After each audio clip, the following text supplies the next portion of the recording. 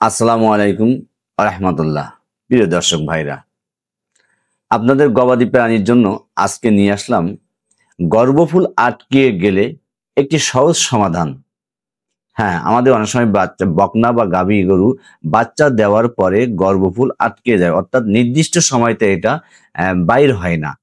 তো এটার সহজ একটা সমাধান, সেটা হলো ইউটোরেন ভেট। হ্যাঁ, এই ইউটোরেন ভেট সিরাপটি যদি আপনি খাওয়ান, ইনশাআল্লাহ আল্লাহ পাক চাইলে একটা সময়, নির্দিষ্ট সময়তে গর্ভফুলটা বাইর হয়ে যাবে। এই ইউটোরেন ভেট এম একটা এম একটা কোম্পানির, বাংলাদেশের একটা সুনামধন্য একটা কোম্পানি, রেনাটা অ্যানিমেল হেলথ কোম্পানির এই ইউটোরেন ভেট আমরা কিভাবে খাওয়াবো, কোন কোন ক্ষেত্রে ব্যবহার করব, আজকে এই ভিডিওতে জানবো ইনশাআল্লাহ। এই ইউটোরেন ভেট বাচ্চা প্রসবের পরে গর্ভফুল আটকে গেলে সহজে বের করার কাজে ব্যবহার করা হয়।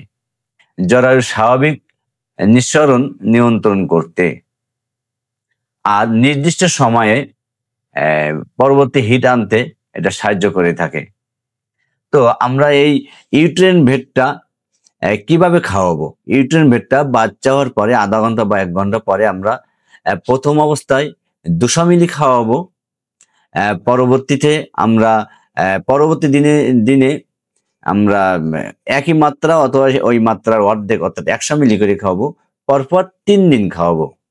আর ছোট প্রাণীতে আমরা ১০০ মিলি করে দিনে ১ বার, প্রথম দিন যা খাওয়াবো পরের দিন থেকে তার হাফ পরিমাণে পরপর ৩ দিন খাওয়াবো ইনশাআল্লাহ।